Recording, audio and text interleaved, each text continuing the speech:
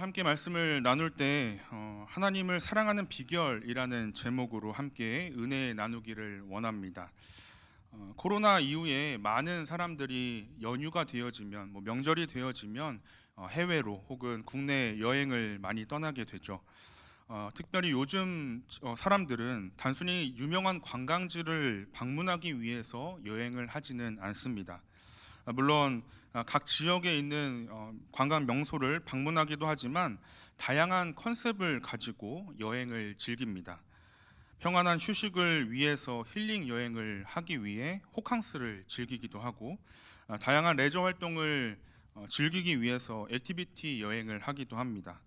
또 다양한 공연이나 전시나 아니면 자신의 취향에 맞는 그러한 활동들을 하기 위한 여행을 가기도 하죠. 그중 단연코 가장 많은 사람들이 즐기는 여행의 컨셉이라고 한다면 식도락 여행이 될 것이라고 생각합니다.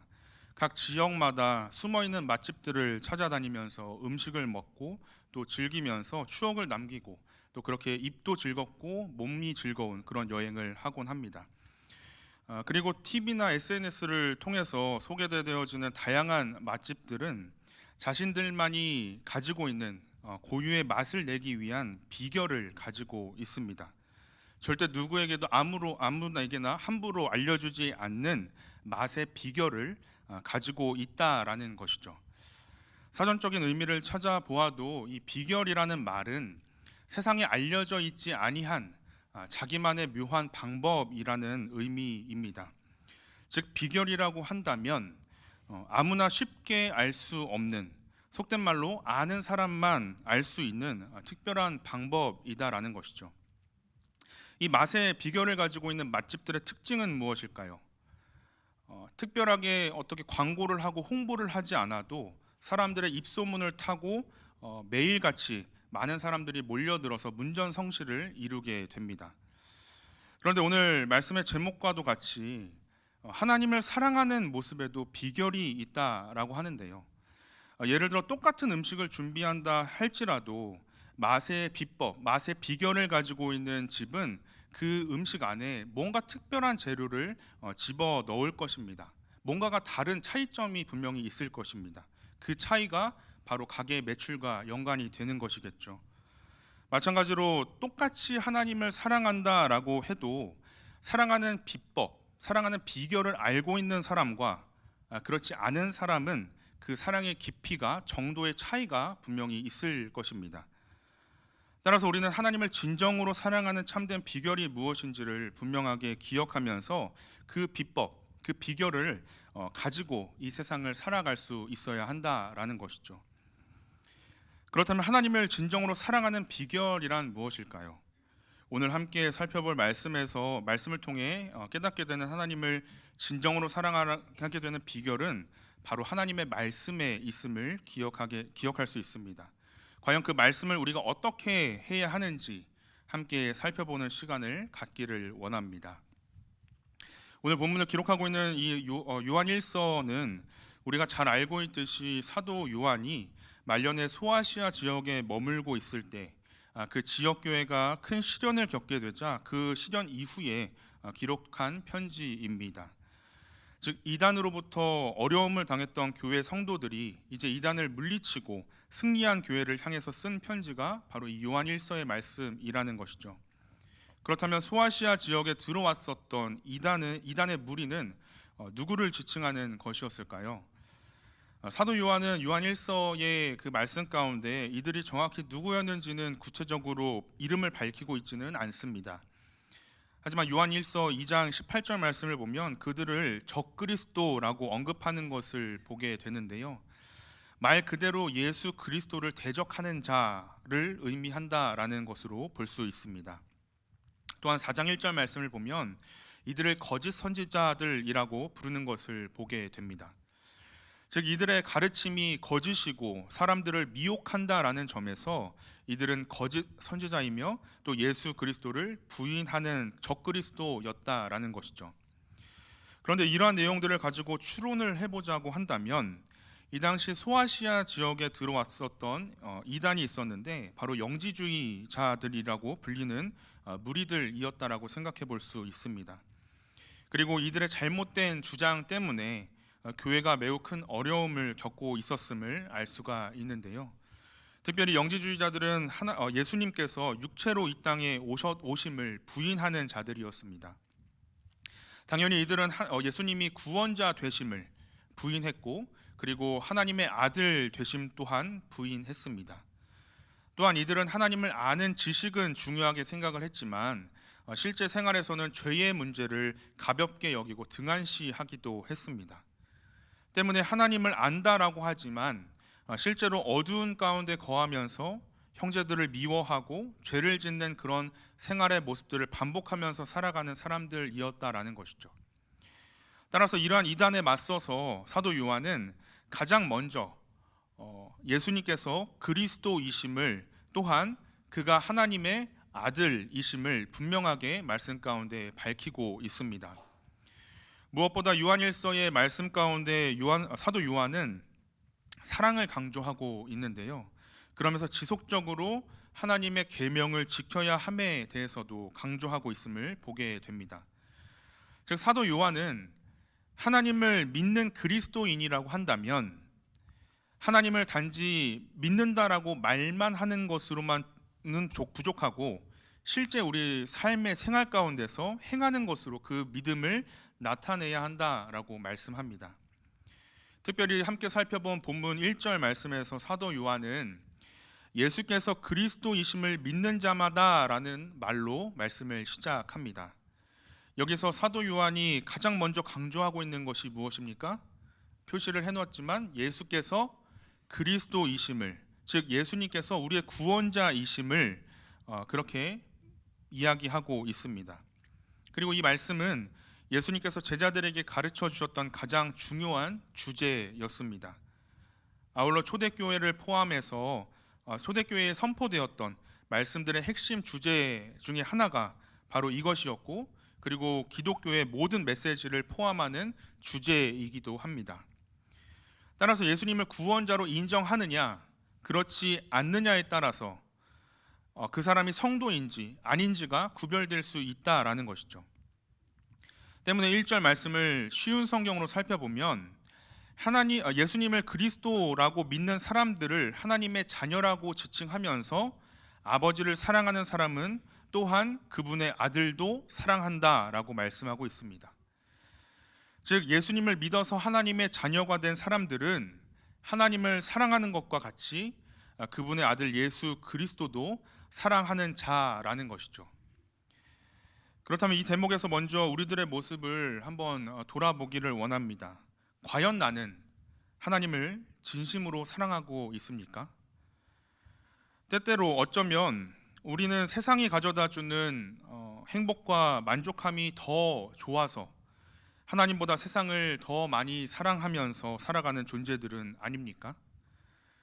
하나님께서 분명 우리 삶 가운데 원하시고 우리에게 요구하시는 모습들이 있는데 그것들은 힘들다고, 재미가 없다고, 고리타분하게 느껴지기 때문에 아무런 의미가 없는 것처럼 느껴져서 하나님께서 원하시는 분명한 그 모습을 외면하면서 멀리하는 삶을 살아가고 있지는 않습니까?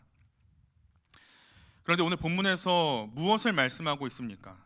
예수님이 그리스도, 즉 우리의 구원자 되셨다라는 그 사실을 믿는 믿음으로 우리가 하나님의 자녀가 되었다라고 한다면 우리는 하나님을 사랑하고 우리의 구원자 되시는 그 예수 그리스도를 더욱 사랑하는 자가 되어져야 한다라는 것이죠.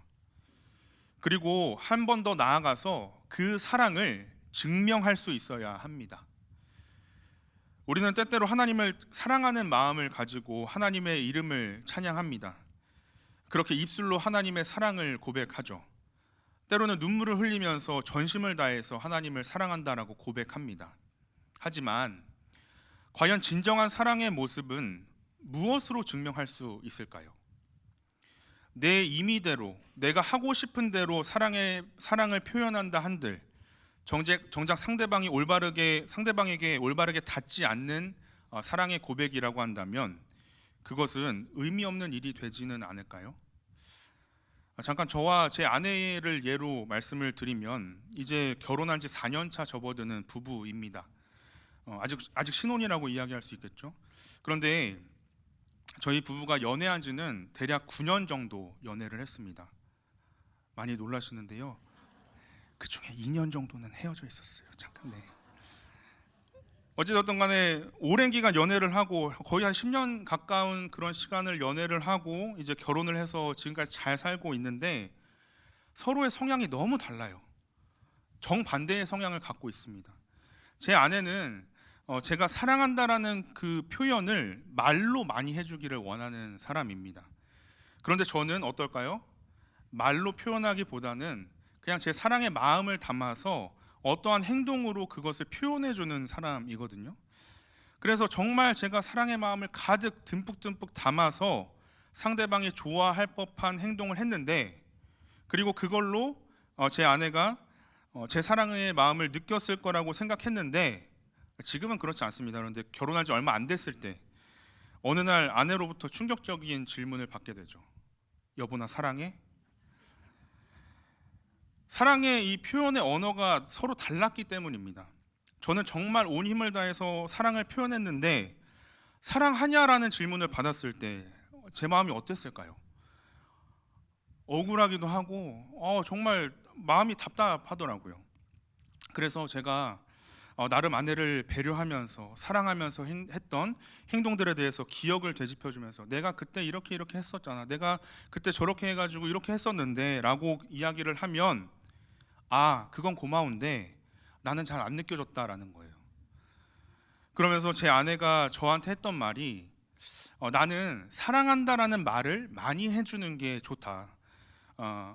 오빠가 나를 사랑한다라고 말해주면 그걸로 나는 엄청 행복해지고 내가 사랑받고 있음을 느끼게 된다라는 겁니다. 그 이후로부터 제가 어떻게 했을까요? 나름 행동도 합니다. 제가 사랑의 표현도 하지만 상대방이 느낄 수 있을 만큼 진심을 담은 말로 사랑을 고백하면서 사랑을 표현하면서 살아가고 있습니다. 제가 무엇을 말씀드리려고 하는 것일까요? 우리가 정말 누군가를 사랑한다면 상대방이 느낄 수 있고 상대방이 진정으로 원하는 모습으로 그 사랑을 증명할 수 있어야 한다라는 것입니다. 이 말을 반대로 표현하자면 이미 나를 사랑해주는 누군가가 존재한다면 그 사람은 내가 느낄 수 있고 내가 그 사랑의 깊이를 깨달을 수 있는 모습으로 그 사랑을 증명해주고 있다라는 것이죠. 여기서 먼저 우리가 분명하게 기억해야 할 것이 있습니다. 그것은 바로 우리를 진정으로 사랑하시는 하나님께서는 이미 우리에게 자신의 사랑을 확증해 주셨다라는 사실입니다. 확증이라는 말은 확실한 증거를 가지고 증명하는 것을 의미합니다. 하나님께서는 이처럼 자신의 사랑을 보여주셨다라는 것이죠. 바로 예수 그리스도를 통해서 당신이 가진 그 사랑의 깊이와 진심을 우리에게 깨닫게 해주셨다라는 것입니다. 태초로부터 우리를 지명하여 부르셨고 사랑하신 그 하나님께서 그에 대한 사랑을 어떻게 확증해 보여주셨습니까? 로마서 5장 8절 말씀을 함께 읽어보겠습니다. 시작. 우리가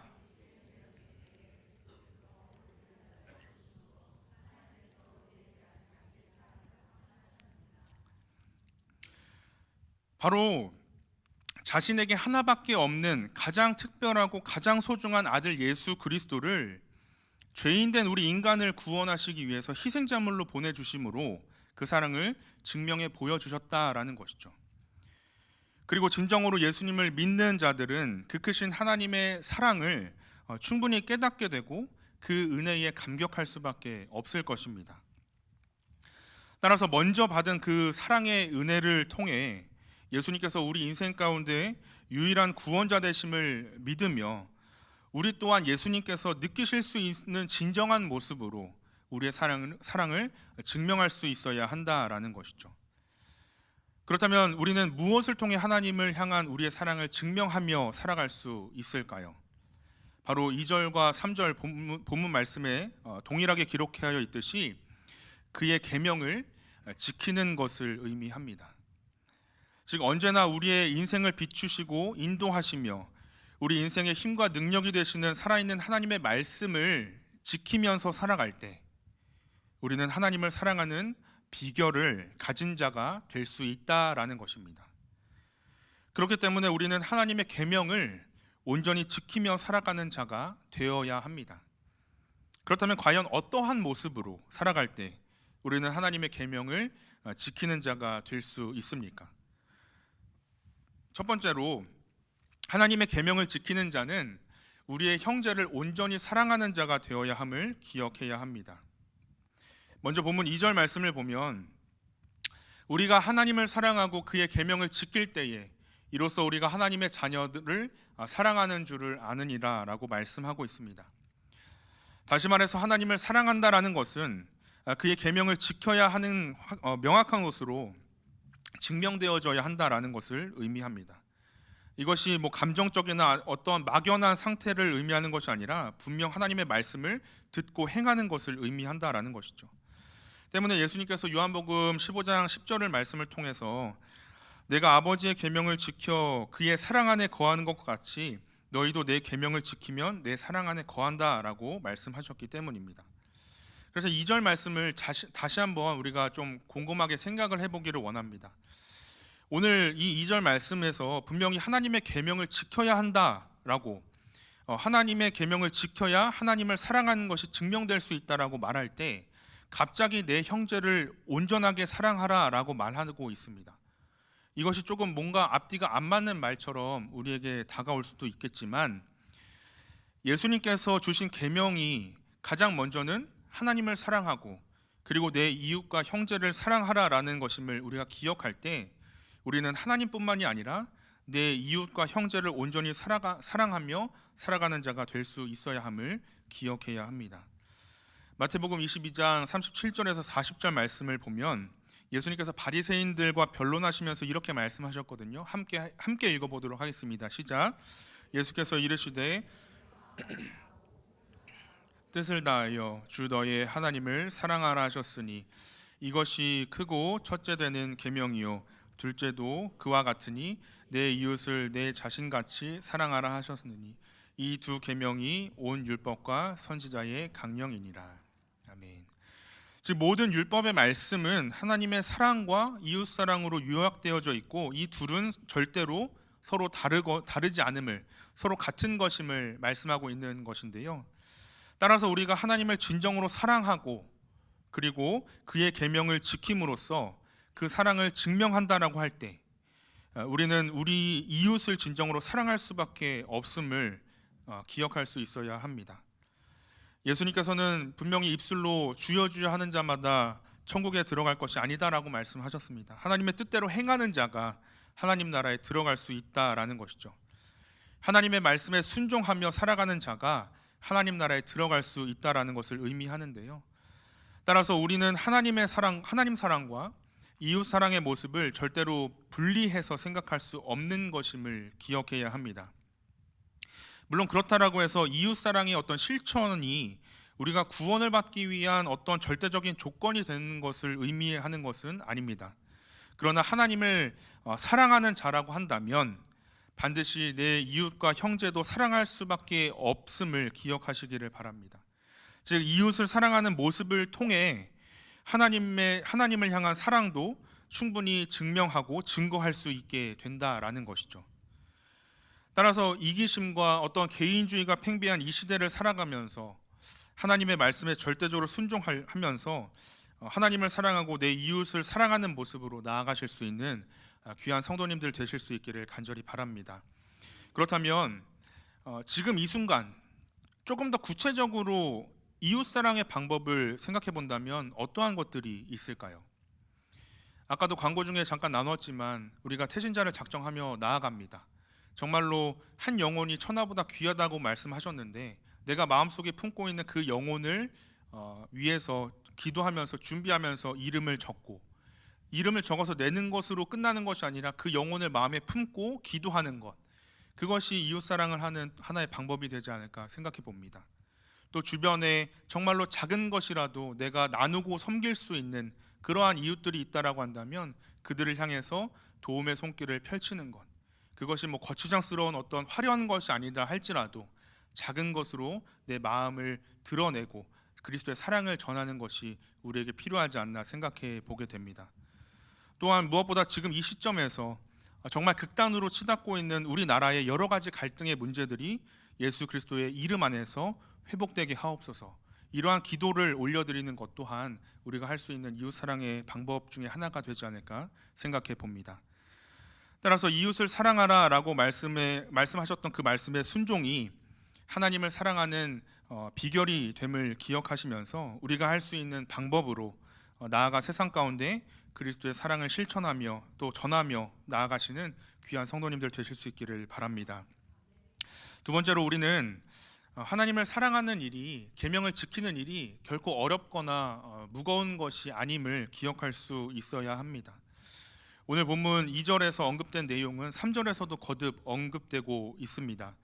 본문 3절의 말씀을 보더라도 하나님을 사랑하는 비결은 단순한 입술의 고백이 아니라 구체적인 우리 삶 속에서 표현되어져야 하는 행위라는 사실을 분명하게 말씀하고 있습니다. 이 행위는 곧 하나님의 뜻을 따라서 살아가는 것, 즉 하나님과 이웃을 위해 마땅히 해야 할 일을 감당하며 그 계명을 지키는 것을 의미합니다.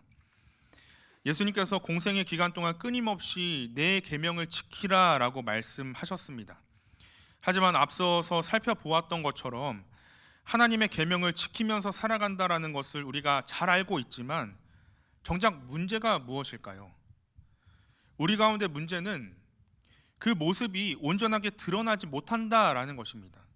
우리가 머리로는 잘 알고 있죠. 이웃을 사랑해야 하고 하나님을 사랑해야 하는 것 머리로는 잘 알고 있지만 우리의 가정이나 직장이나 사업장이나 사회에서까지 하나님의 계명을 실천한다라는 것은, 그렇게 실천하며 살아간다라는 것은 매우 어렵게 느껴집니다. 왜냐하면 하나님의 계명을 지키는 것은 무겁다 혹은 어렵다, 버거운 일이다라는 생각이 먼저 우리 가운데 찾아오기 때문입니다. 사실 저도 이러한 비슷한 모습을 가지고 인생을 살아가는 것 같습니다. 저는 어떠한 일이든지 부딪혀 보기도 전에 걱정하고 근심하고 어떤 일어나지도 않은 일에 대한 최악의 경우의 수를 생각하면서 불안해하고 하지 않아도 되는 걱정을 자처하는 그런 모습들이 종종 제 안에 있습니다. 그런데 막상 그 일에 부딪혀 보면 아무 일도 아니었다라는 것을 깨닫게 되면서 별거 아니었네. 근데 왜 내가 이렇게 걱정하고 근심하면서 있었지라는 생각을 할 때가 종종 있거든요. 마찬가지로 하나님의 말씀도 이와 동일하다라고 생각해 보게 되었습니다. 오늘 본문 말씀은 우리에게 너무나도 중요한 영적인 진리를 말씀하고 있습니다.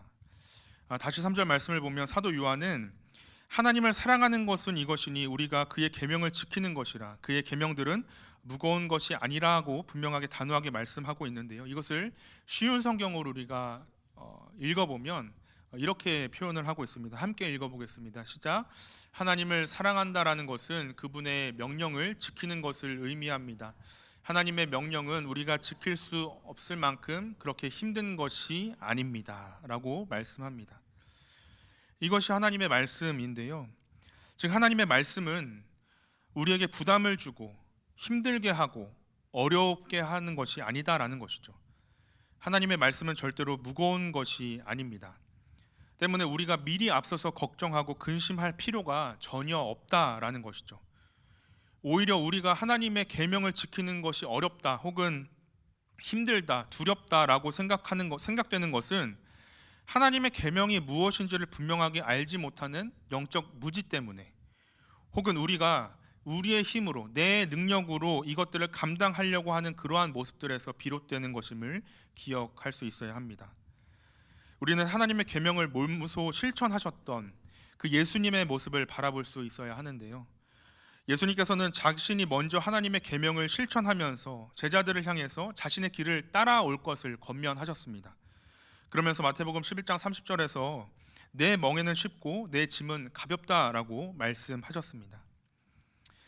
그렇습니다. 우리 하나님께서는 그의 자녀인 우리들이 어려운 상황 가운데 우리를 빠뜨리게 하시고 우리에게 무거운 짐을 지워주기 위해서, 어깨 위에 무거운 짐을 얹어주시기 위해서 우리에게 계명을 주신 것이 아닙니다. 사랑하는 자녀들에게 무거운 짐을 짊어지게 하여서 세상을 버겁게 살아가게 하는 것이 그렇게 살아가게 할 부모가 이 세상에 어디에 있겠습니까? 하물며 우리의 영원한 생명을 허락하신 그 사랑의 하나님께서 우리에게 좋은 것을 주시기로 작정하신 그분께서 우리 인생 가운데 하나님의 말씀을 통해서 걸림돌을 허락하시겠냐라는 것입니다. 하나님의 말씀을 지키라라는 이 말씀은 우리를 가두고 우리의 자유를 박탈하려는 의도와 목적을 가진 모습이 절대로 아니라 오히려 우리를 유익하게 하시는 하나님의 뜻과 말씀임을 분명하게 기억하시는 성도님들 되시기를 바랍니다. 때문에 하나님의 말씀의 실천함에 있어서 정말로 작은 것부터 순종하는 모습이 우리에게 필요하지 않나 생각해 보았습니다.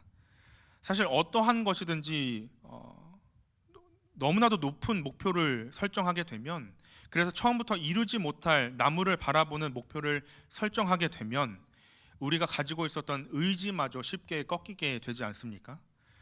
하지만 작은 것부터 실천하다 보면 훨씬 더 큰 목표를 향해서 달려 나아갈 수 있는 것처럼, 하나님의 말씀을 순종하는 것은 정말로 모든 영역에서 우리가 작은 것부터, 그리고 오늘 지금 이 순간 내가 결단하고 실천할 수 있는 것부터 실천하는 모습이 우리에게 필요함을 기억하실 수 있었으면 좋겠습니다.